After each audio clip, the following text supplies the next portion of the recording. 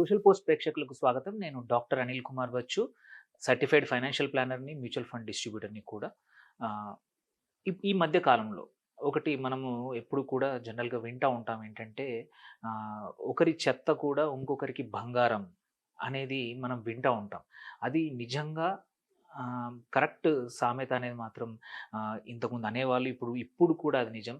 అదే కాన్సెప్ట్‌తో ఏంటంటే ఇండియాలో స్టాక్ మార్కెట్‌లో కూడా మల్టిపుల్ కంపెనీస్ ఉన్నాయి. ఏదైతే వేస్ట్ నుంచి రీసైకిల్ చేసి వండర్‌ఫుల్ రిటర్న్స్ జనరేట్ చేస్తున్న కంపెనీస్. అవి ఏంటి?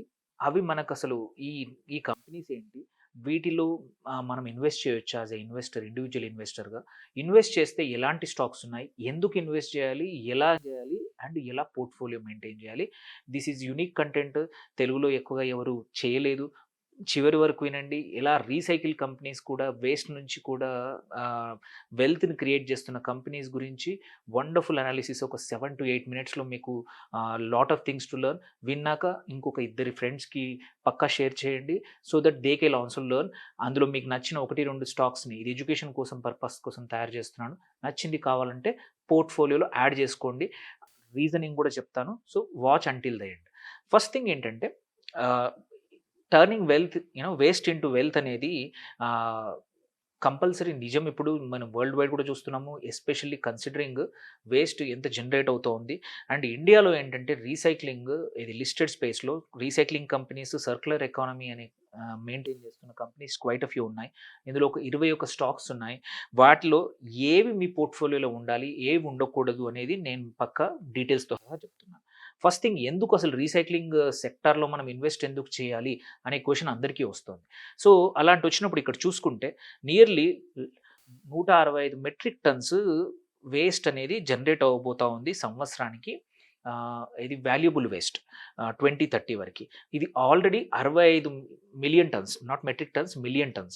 సో 65 మిలియన్ టన్స్ ఆల్రెడీ ఉంది. అంటే నియర్లీ 3 రెట్లు ఇంకొక 4-5 ఇయర్స్‌లో వేస్ట్ జనరేట్ అవ్వబోతా ఉంది. సో ఈ వేస్ట్ అనేది ఒక ఫీడ్ స్టాక్ లాగా ఈ ఇండస్ట్రీకి వర్క్ అవుతుంది.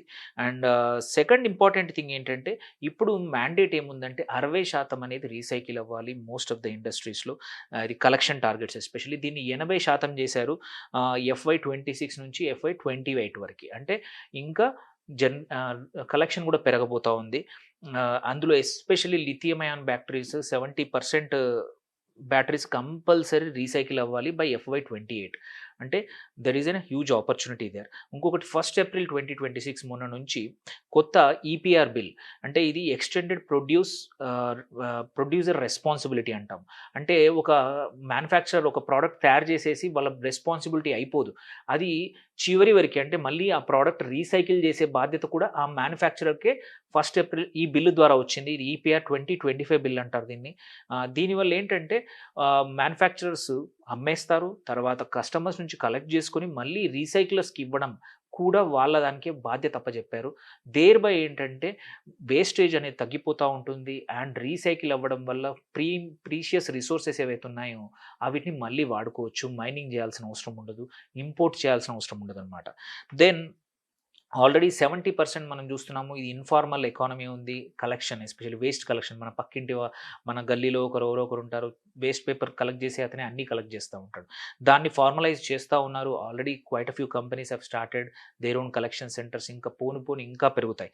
సో ఇందులో ఏంటంటే 4 మేజర్ రీజన్స్ ఉన్నాయి ఎందుకు ఇన్వెస్ట్ చేయాలంటే. ఒకటి రెగ్యులేషన్. ఈపీఆర్ రెగ్యులేషన్ అనేది విత్ స్ట్రాంగర్ రెగ్యులేషన్, కంప్లయన్స్ లేకపోతే కంపెనీస్‌కి ఫైన్ పడుతుంది. ఓకే.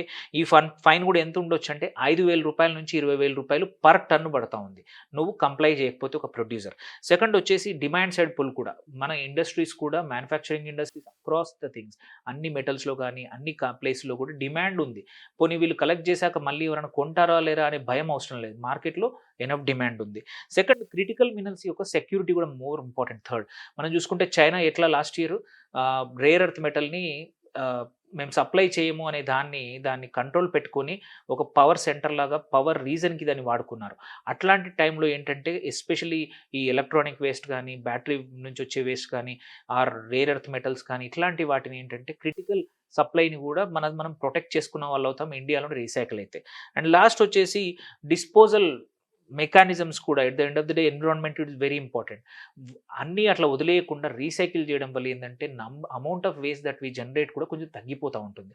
సో ఇవి మేజర్ రీజన్స్ ఎందుకు పోను పోను ఈ సెక్టర్కి బాగా అవకాశాలు ఉన్నాయని చెప్పడానికి ఈ కారణాలు. సో హోప్ఫుల్లీ ఈ వీడియో మీకు నచ్చితే పక్కా వేరే వాళ్ళకు కూడా షేర్ చేయండి అండ్ మళ్ళీ బుక్ మార్క్ చేసి పెట్టుకోండి. నెక్స్ట్ ఈ థీమ్ గురించి మాట్లాడినప్పుడు ఏ స్టాక్ ఎందుకు ఇన్వెస్ట్ చేయాలో ఇందులోంచి రిఫర్ చేసుకొని మీ పోర్ట్ఫోలియో యాడ్ చేసుకోండి. This is only for educational purpose. మీకు ఏమైనా క్వశ్చన్స్ ఉంటే కింద పోస్ట్ చేయండి. Thank you for watching. Signing off doctor Anil Kumar వచ్చు.